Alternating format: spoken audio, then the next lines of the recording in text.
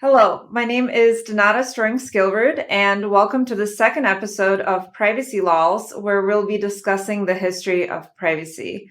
This is part one of our discussion on the history of privacy, where we'll talk about the origins of privacy.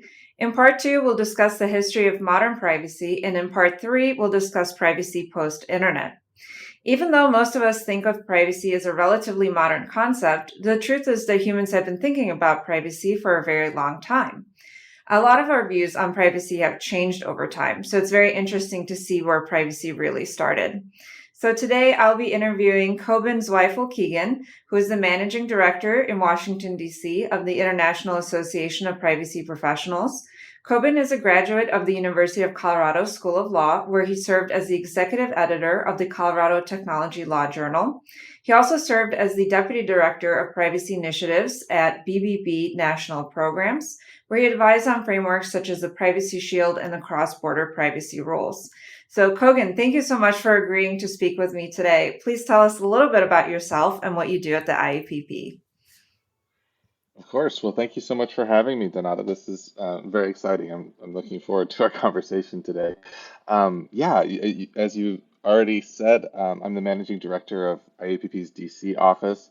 That means that I'm here to keep track of the ever evolving policy conversation at the federal level in the United States. I'm here to make sure that we're always connected to all of the different stakeholders on that uh, weigh in on privacy policy, and then try to bring all of that knowledge back to the privacy professionals around the world who are part of the IAPP's family. So that's sort of my role, focused on policy issues and getting to nerd out about privacy all the time and write a lot for the IAPP, which is a lot of fun. I have to say, I visit the IPP website at least once per day. It's definitely one of my favorite resources of all time to learn more about privacy. I have the CIPP designation, and I love the news sources. And I actually often use the job postings to send to our law student volunteers at the ABA as well. Can you tell us a bit more about how listeners can utilize the IPP, like certifications, keeping up to date with privacy news, and finding a job in privacy? Sure, yeah. And yeah, thanks for that question. I think the IPP is the profession of privacy, right? It's nothing without the entire community of 80,000 people around the world that make up the privacy profession. So I agree. It's a great resource, both as in terms of the content that we try to curate and put out, but also just as the community itself, bringing everybody together. Um, Obviously, certifications are one way of demonstrating your passion for privacy. It helps to signal to people that you've uh, focused and studied on the specific issues and are able to work in an applied setting. But there's other ways to demonstrate that too, and we try to provide a platform for folks to connect and to engage and to learn about privacy in as many ways as possible. Definitely, there's a job board, there's uh, online discussions, and there's our always fresh content, both from our editorial team, which puts out the daily dashboard newsletter and other newsletters. I write a weekly column in for our U.S. Privacy Digest newsletter, and then the research team, which is always putting out more in-depth white papers and legal analyses to help people keep up with uh, more of the big picture issues that are always changing in privacy. Yeah, I think some of my favorite resources of the IAPP are the state privacy bill tracker, where you can view all of the bills that have currently been proposed and what stage they're in and what they mean, and also the knowledge nets. So you have Mhm. chapter meetings all over the U.S. and the world, Yeah. where you can meet privacy professionals in your city, which I think is just really fun. And I've met so many really cool people through the knowledge nets as well, which has been awesome. Yeah, I So agree. That's such a great part because yeah, we are always having another way of like not IPP doesn't have to do all the work ourselves. We help to provide that platform and the knowledge nets provide that local way for people to connect and hang out with each other. Exactly. It's a great way to make friends. I know the IAPP works on a lot of really, really cool projects, but what's your favorite project that you're currently working on right now? I am very excited about the FTC's ongoing rulemaking process. The U.S. Federal Trade Commission last year started their rulemaking on what they call commercial surveillance and data security. I really have loved diving into the comments that came in from across the community in response to the 99 questions that the FTC put out as through that process. It really is a great representation of our of everyone's current thinking on privacy from industry to civil society groups. There's thousands of pages of really rich resources there. And I've had a couple of interns take looks at some of the themes from that, and I'm working hopefully to put out an analysis of one of those major themes, data minimization. That's a project I'm pretty excited about. But yeah, a few irons in the fire, and it's never a dull moment. Well, I'm excited to see that analysis and read it in the future. That sounds really interesting. So, bringing it back to us here, what was your first ever introduction to privacy in your life, and what did you learn from that introduction? Yeah, that's a great question. I mean, it depends on how we think about it. I certainly became interested in privacy at a vague level pretty early on. I have a very unique name, even just my first name, the spelling and uniqueness of that name make it really easy to find me online. My digital presence is, I mean, by design, but also almost impossible to avoid having some digital footprints, and it's very easy to find me if you know my just my first name. So that made me really interested in kind of how that works in practice and what kinds of controls I would be able to assert over that. Um, and then in law school, I went to University of Colorado, as you mentioned, while Paul Ohm was teaching there, and so I always joke that Paul is my privacy dad, but I think that was my first. He helped to focus my interest in technology policy into the privacy lens, and I think that was my first deep foray into privacy issues, and I've stuck with it ever since. Yeah, I have a pretty unique name as well, so I definitely get that. If you search my name, you'll definitely find me. There's no doubt about that. People have more common names, I think, and have more anonymity because it could be anyone, right? Versus people with more unique names, it's definitely you. So, what does privacy mean to you in general? Oof, that's a very big question. I think for me, privacy is this emergent property that comes about when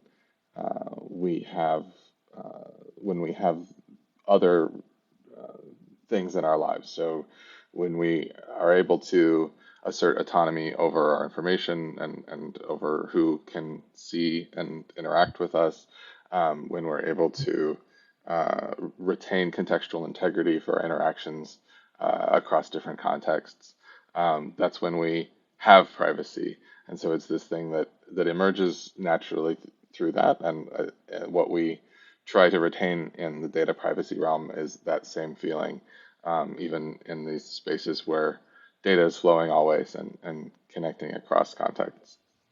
I like that. I think I see it as deciding for yourself what level of interaction you want to have with someone. So even with these companies, what level of interaction do I want to have with Apple? And maybe I don't want to have any interaction, so I can cut that off whenever I want. Obviously, you can't really do that now, or at least in most countries, you can't do that now. But I think that's how I would see it as well.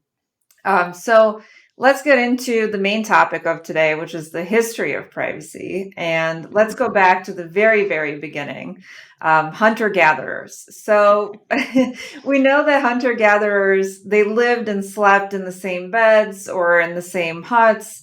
How did they view privacy? Did they have a desire for privacy?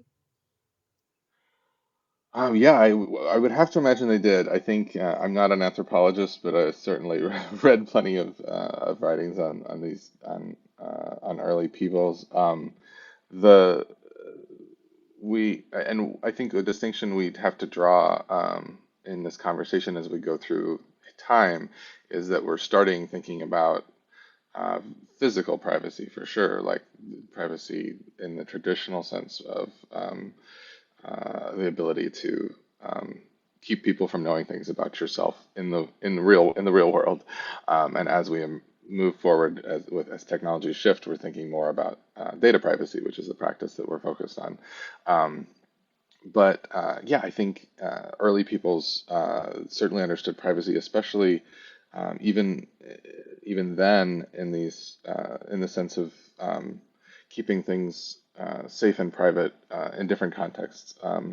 Obviously, family groups are really important in that time of human history, and there's big distinctions between what you might tell your tribe about and what you might try to keep from strangers. And I think, yeah, certainly there's evidence of that retention of privacy between family groups and between um, tribes. And I think that's always, even if cultural norms differ, those, those are cultural universals, I think. I think it's interesting to think about, like, if you lived in a tribe that was just your family or maybe 100 people at the most, those people probably knew quite a lot about you. But if you went, Mhm. 500 miles away, nobody even knew that you existed. So I think information didn't flow nearly to the extent that it does now. And I think overall, they probably had less privacy in like the family context, but more privacy in the outside context than we do now. Yeah, exactly. And I think there's a lot of research on um, the number of folks that we're sort of wired to be able to have close relationships with. I think that number in the 100 to 200 range is what anthropologists seem to suggest is the number of intimate relationships we can have. I think it seems that that dictated often the kind of the natural size of human groups before we reached industrial civilization. So that's interesting in the context of privacy because it is difficult and especially now that we're connected with hundreds of thousands of people online, it's difficult for us sort of mentally to be able to handle that much information and dictate all the terms of those engagements on our Exactly. own without technological assistance. Yeah. Yeah, exactly. But moving on to the ancient Greeks, so Aristotle provided a distinction between two spheres of life. The public sphere, which he called polis, which was associated with the political sphere, and the oikos, which was a private sphere associated with domestic life. So, what does that tell us about the ancient Greeks' understanding of privacy? Yeah, I think that's just a great. I mean, I think oikos is thought of in different ways throughout the writings of different Greek philosophers, but and it comes up both in the sense of like the physical structure and the idea of home and family. I certainly there's the same um, through line of respect for the family unit as the basic building block of society. I think Plato later was very much opposed to Plato, I think, considered that that oikos was a threat to the polis, a threat to the ability to have consistency in the the social fabric. But yeah, I think just at a base level, it's helpful to recognize that we've considered family life and the inside of our homes to be particularly separate spaces from the rest of society, and that there's that context um, is dictates different norms within that context than other parts of our lives. And I think Socrates said that for where men conceal their ways from one another in darkness rather than light, There no man will ever rightly gain either his due honor or office or the justice that is befitting. So, how does that compare to what Aristotle said? And also, does this match up with popular Roman activities? Like they had public bathhouses and public latrines. Yeah, I think it certainly suggests some consistency there between the thinking on transparency and some of those public norms. I think that's not. I guess I would just highlight that there is so much that cultural cultures are relative. That cultural relativism is a real thing. There's nothing written in stone that says how we should, as a culture, uh, dictate and enforce the norms of our lives, including around privacy, whether that's around intimate behavior or nudity or whatever. A lot of we see with the Greeks and others that there's different ways of slicing and dicing that. But what remains important is maintaining those norms and the context. And so lots of work is done to make sure that people respect the whatever the norms are and keep to them in public or in private. It's interesting when you look at pictures of these public latrines, there's no walls, right? And I think nowadays people will be absolutely just horrified by that. Of going to the bathroom without a wall. Like we have public bathrooms now, but they all have walls. But back then, there usually were no walls in these bathrooms, which I think is really interesting. And I think it kind of brings in the view of Europe versus United States as well. So I'm from Eastern Europe, and like public nude beaches were very, very common there and still are. But here in the US, you don't really see that, which I think is interesting. Yeah, that is a. I mean, I think again, it just highlights the fact that all of that is relative. We even if we even if defecation is something that maybe isn't something that people aren't are as protective of for their privacy, there's usually other things that doesn't necessarily indicate that people are free in every aspect of their lives. I think those norms can shift and change over time. So I think even as the Greeks were fine with public nudity and more comfortable with relieving themselves in front of each other, I think they still had that deep respect for the separation of family and public life. Mhm. Yeah, it's very interesting. And so let's move on to the Middle Ages. Great example in the Middle Ages and beyond.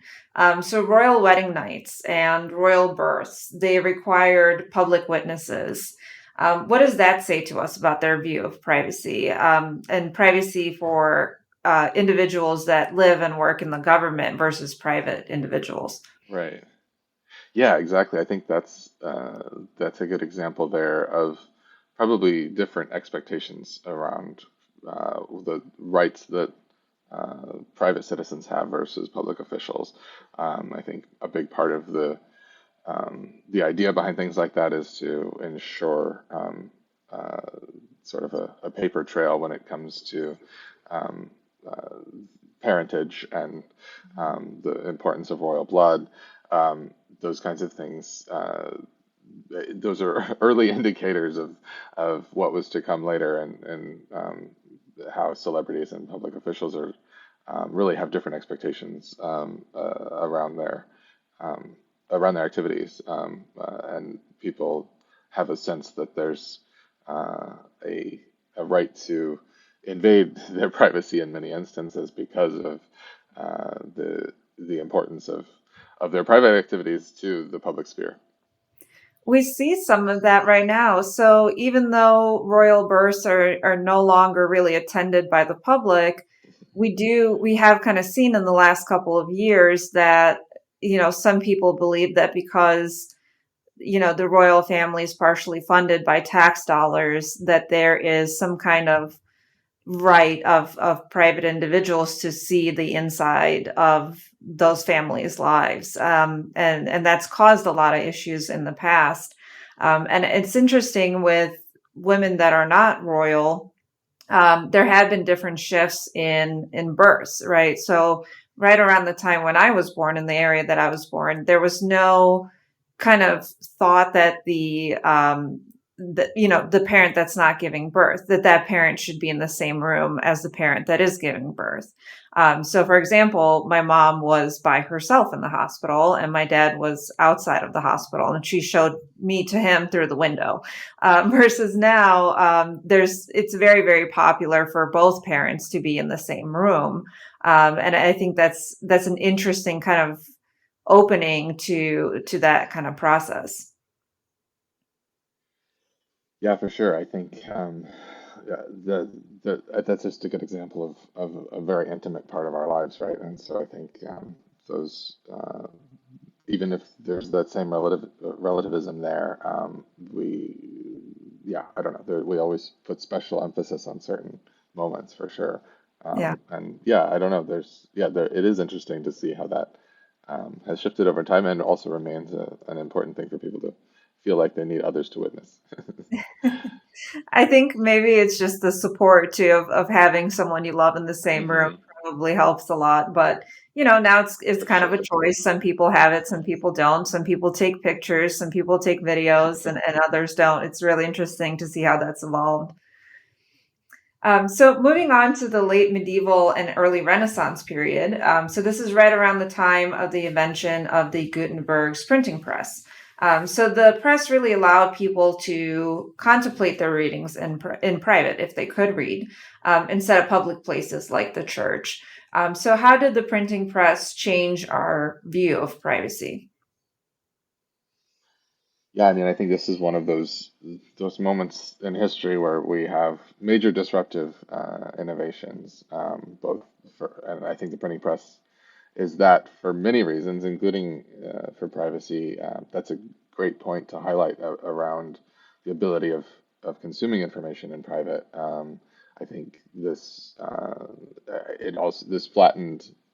it flattened the world in many ways. It allowed for the easier access to information and easier distribution of information, both of which have impacts to privacy.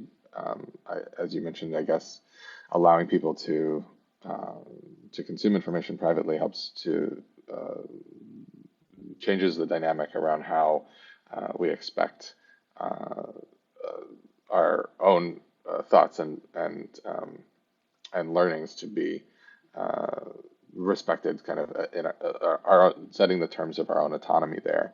Um, and I think the ability to distribute information more easily, reducing the friction there, um, also helped to establish. It's sort of laid the foundation for the norms that we see now around being able to share, dictate, um, to both share widely, but also dictate to whom we're sending information to. It's interesting because nowadays, people will say, oh, kids now, they're always in their phones, they're not paying attention to where they're walking. But I guess back when books were first started to be published, that's what they would say about books, is that young people always have their heads in the book, not looking at what they're doing and running into the road and all kinds of things. So it looks like things haven't changed that much since then. Right, exactly. Um, um, So the US Constitution, as it was originally written, it didn't really talk that much about privacy, right? We had the amendments come down later, that kind of third, fourth, and fifth amendments that talk about privacy. But what about the US Constitution initially? that's a good question. Yeah, we mostly focus on the Fourth Amendment as the primary vehicle um, for thinking about privacy in the U.S. Constitution. There's obviously, uh, I think, we, part of uh, putting limitations and guardrails around government's ability to surveil and understand the intimate details of our lives was something that was certainly on the founders' minds. Um, and that's, I guess, a good opportunity to highlight this idea of privacy from whom, right? And I think uh, in the Fourth Amendment jurisprudence that we have, we're always thinking about privacy from the government instead of privacy from private individuals or institutions. And that's where a lot of our constitutional scholarship is focused.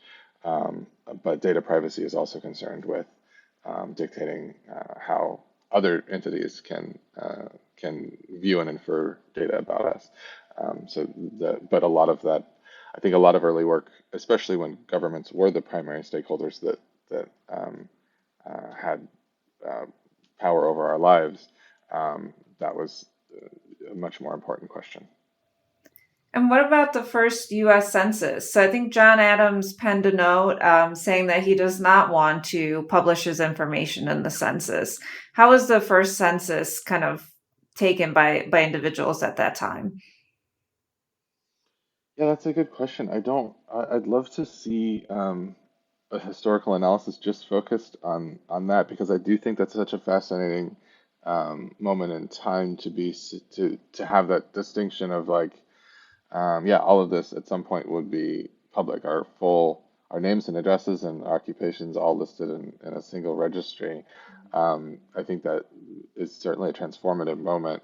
But it's interesting that I mean, from that time on, there was we we've had a norm around um, sharing that information, at least in our local communities. Like there were people probably remember phone books, or some people remember phone books now, and all of the most of that same information it was published and distributed for most people in the phone book, and that yeah, it's sort of this sense of like our identities being out there for public consumption um, has been a part of our cultural fabric, but it was also at a time when there was a lot of friction involved between the, being there was yeah being able to consume and make use of that information required a lot of effort versus nowadays where we can combine and search much more easily. Right. Imagine trying to dial everyone in the phone book to try to sell them something. I mean, it would take you years to do that versus now we have auto dialers and databases and all of this other stuff. So that's why you're getting these thousands of text messages every week about, whatever it is that they want you to buy. Right, So exactly. the 1710 Post Office Act, so that established the U.S. Post Office, and it banned sorting through mail and the opening of mail by postal employees. So, how does this reflect the thoughts on privacy at the time? I think this is a good representation of the fact that we have always privileged communications information, right? That the ability to that communications information is sensitive data. It's a sensitive aspect of our lives, and it should come with additional protections. One thing that is interesting in the Post Office Act and sort of the development of postal privacy is that is the distinction between the contents of communications and the sort of the metadata, the delivery information on a postcard or on not a postcard. Everything's public on a postcard, but or viewable on a postcard, but on the outside of the envelope versus the contents of the envelope. There's a lot of analogies that happen later on in various court decisions and advocacy around extending that analogy into the digital sphere and saying that perhaps the government can surveil the metadata of our communications without a warrant, but certainly not the contents in certain circumstances. That's a really interesting kind of juxtaposition between the inside and the outside of the envelope, right? Because back then, letters were probably included much more private information than they do now. Most of the letters that we get now are bills or advertisements or whatever. But back then, they didn't have phone, they didn't have email, so they wrote down their private things in the letter. So I think that's very very interesting. And many say that the modern birth of privacy came with the publication of The Right to Privacy in the December 15th, 1890 issue of the Harvard Law Review. Can you tell us a little bit more about that paper? Sure, yeah, Warren and Brandeis are sort of thought of as the forefathers of data privacy for sure in that paper. I think this is where we're starting to see that transformation from a focus on physical privacy and physical autonomy to thinking about the kinds of artifacts that can be made about us. Warren and Brandeis were particularly concerned about the photograph, about the camera, and that was the transformative technology of the day. And I think, and yeah, their writing and on that is interesting, primarily in its relevant, its like continued relevance to our thinking about other new and emerging technologies. Emerging technologies always come with a whole new set of values and understandings, and we kind of struggle as a society always to shift our expectations around, and often try to use analogies to say how should we be thinking about this technology, and what kinds of privacy interests do we have? Who has the right to um, uh, consume information about us that this technology facilitates? So yeah, it remains a perennially relevant paper, and it's always good to return to. Absolutely. I think it's interesting that they talked about limitations of privacy and consent being one of those limitations, which we see in some European privacy laws, where with the individual's consent, you can publish certain information or collect or use that information. So I think that's interesting that we see that nowadays. This next one's a kind of a interesting, fun tidbit of history, and that's President Grover Cleveland's wife. And at the time, his wife was apparently very beautiful.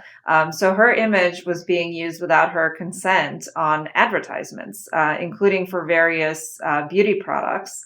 One of which included arsenic, which the the advertisement said to use every day for clear skin or a beautiful complexion, which is definitely not something that you should do.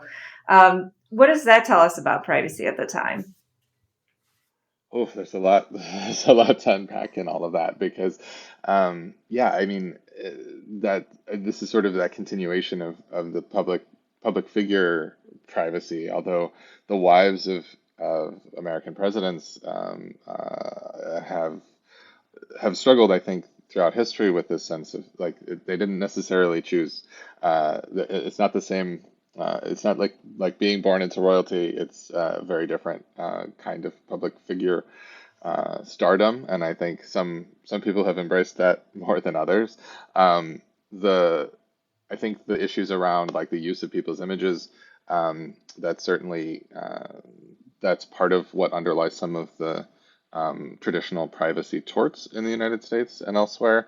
Kind of invasion of people's autonomy, the use of people's like spreading people's likeness without their permission, and that also there's also advertising law components of the fact pattern that you just described. I think, I mean, Frances Cleveland was also she tried very hard, I think, to preserve her privacy throughout her life, including by living not deciding to live away from the White House, similar to President Trump's wife, I think, in that decision, and trying to avoid the public light because there was so much pressure to become this public figure without privacy. Maintaining that kind of autonomy and dignity was important to certain people. Absolutely. I totally agree with that. I don't think any of us would be happy if our image were to be used to sell arsenic beauty cream, that could potentially poison and kill people and all of this kind of stuff. I mean, at the This time we didn't necessarily know that part, but yes, it was. Yeah, it might. In hindsight, it's probably bad to have been part of the putting spreading arsenic on your face. Yeah. Yeah. So, with the invention of the telephone, at the very beginning of the telephone, private telephone lines were very expensive. So, neighbors shared one line and they called it a party line. And apparently, it was common to eavesdrop on others' calls. Can you tell us a little bit more about that? Yeah, I mean, this is another transformative technology, right? And so it's always interesting how the um, the limitations of technologies, like the structures and uh, design decisions in how we build a product dictate the kinds of privacy expectations that people have. At the time, yeah, it was technologically and it was expensive to build direct lines. It required a single. Each line was a line of copper, and it was both expensive and relatively infeasible to connect every single home until they found better ways of distributing those analog signals. And yeah, that means that from that we had to that was our expectation of how conversations, the privacy of conversations, had to fit that technology. I think it's not. I don't think that was. I doubt people. I think people would were too excited about the fact that they could call each other. That the ability of like the way that that connected people in a much less with much less friction than going to trying to go see someone in a planned way, corresponding over the mail, um, was such a transformative thing that we accepted with that adjustments to our expectations. Although also um, in-person communication is generally subject to eavesdropping as well. So I think it wasn't that much. I don't think it was that much of an issue for people to think like, oh, other people will be able to hear this. Just like if I'm talking to someone in church, they'll be able to hear my conversation. So if I really want to be private, I guess I'll write it and send it to the postal service. There's some really interesting posters that were made at that time to keep party lines private and not eavesdrop on your neighbors' conversations. And I wonder how well those worked. But Yeah, I mean, I yeah, think that's cool too in terms of like, yeah, you you start to see different ways of policing or establishing social norms and adjusting those over time. But that requires, unless there's technological solutions like going to individual lines, that requires sort of goodwill and people following the unwritten or written rules around what privacy should look like. yeah, the honor system kind of like I'm Exactly. talking to someone and I'm hoping that my neighbors aren't listening. But speaking about policing, let's talk about our final topic, which is the famous novel by George Orwell, 1984. So, how did this novel describe the potential infringements of privacy in the future, and what did it tell us about privacy at the time?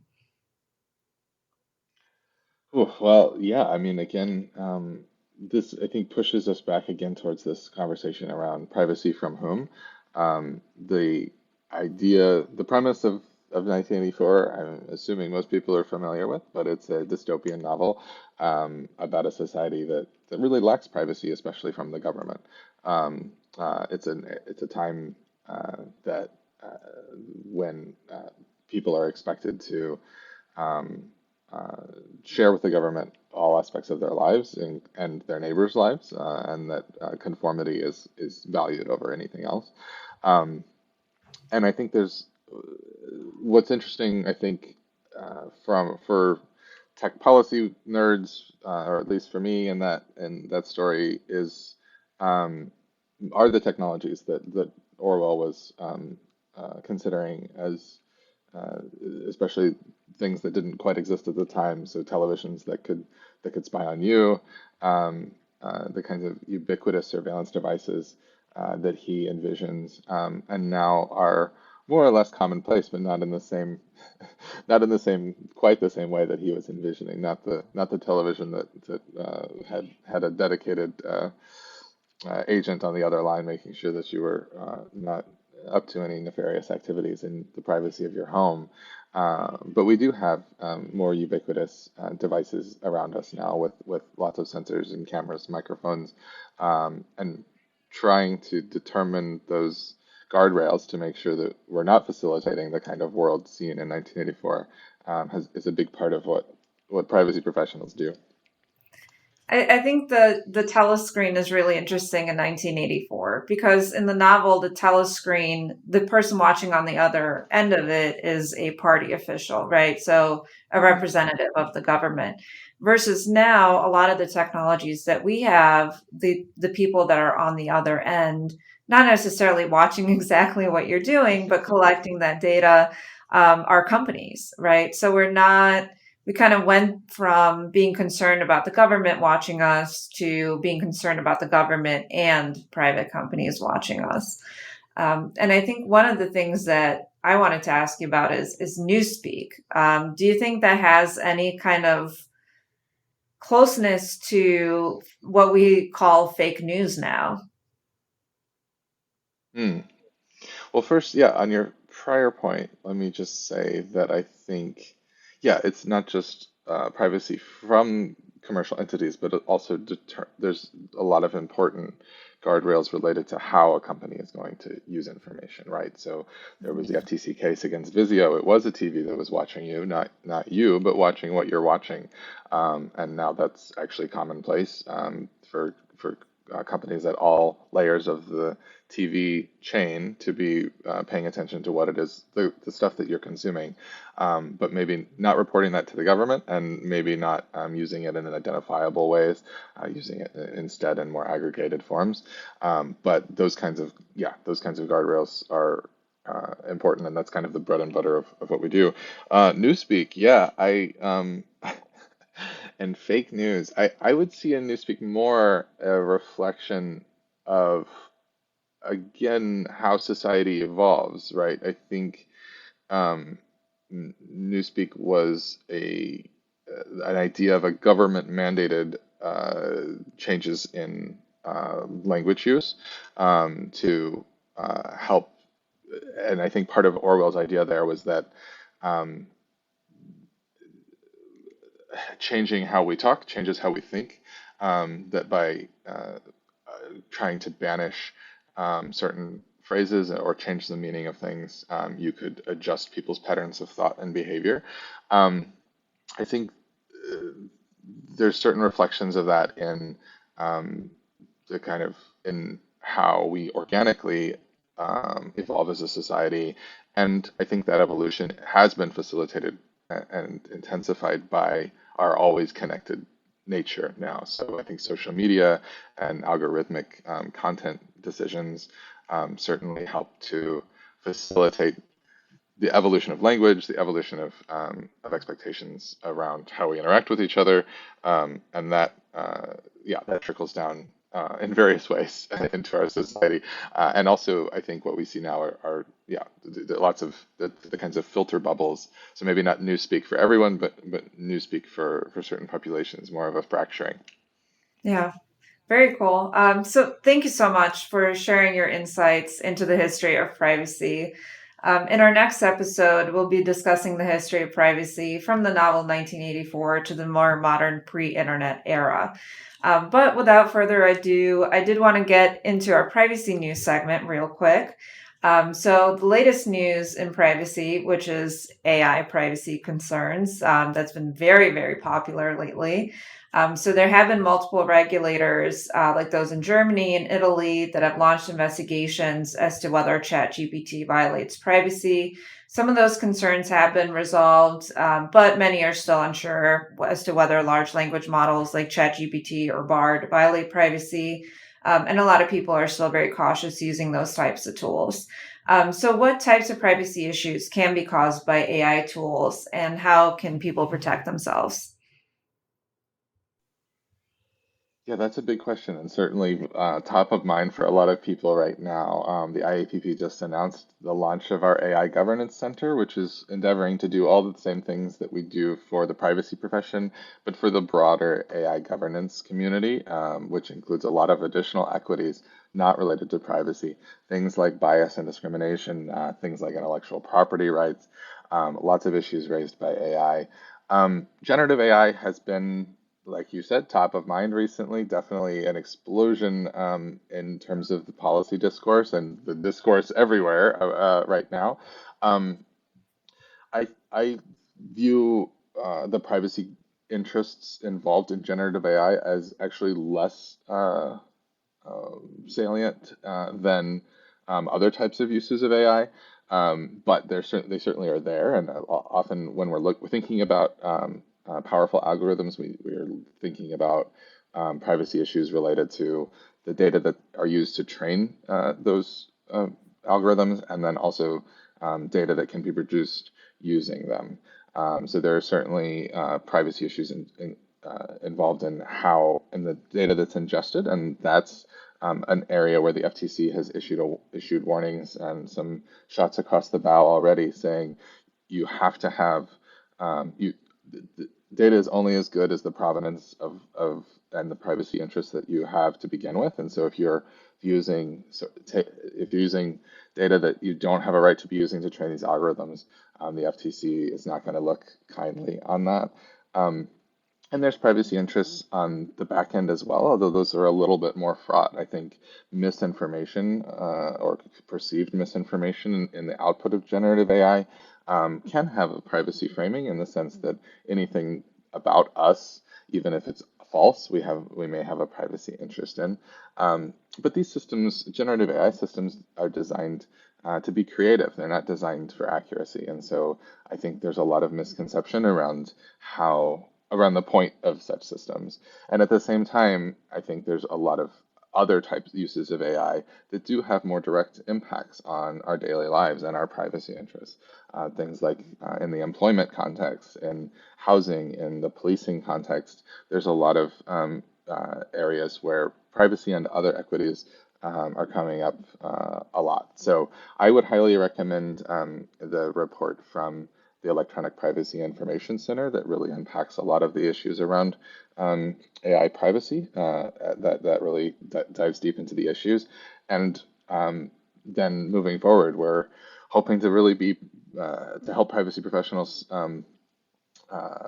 train up and come and be able to join these conversations on generative AI and other types of AI within organizations, because we're finding that privacy people have this on their desk no matter what anyway, and we need to better understand these additional issues that are being raised. So we're planning a conference in November, and we're off to the races on all of the AI issues and how they intersect with privacy. Very cool. I do hope that some lawyers join that conference. There's recently been some attorney that got into trouble for using AI to write a brief, and it cited cases that don't exist.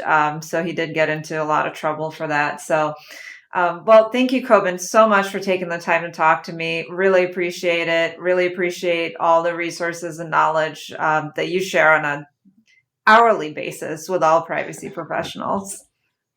Of course. Thank you so much, Donata. I'm excited to hear the rest of your podcast, and I look forward to chatting anytime. I really appreciate you having me on. Awesome. Thank you.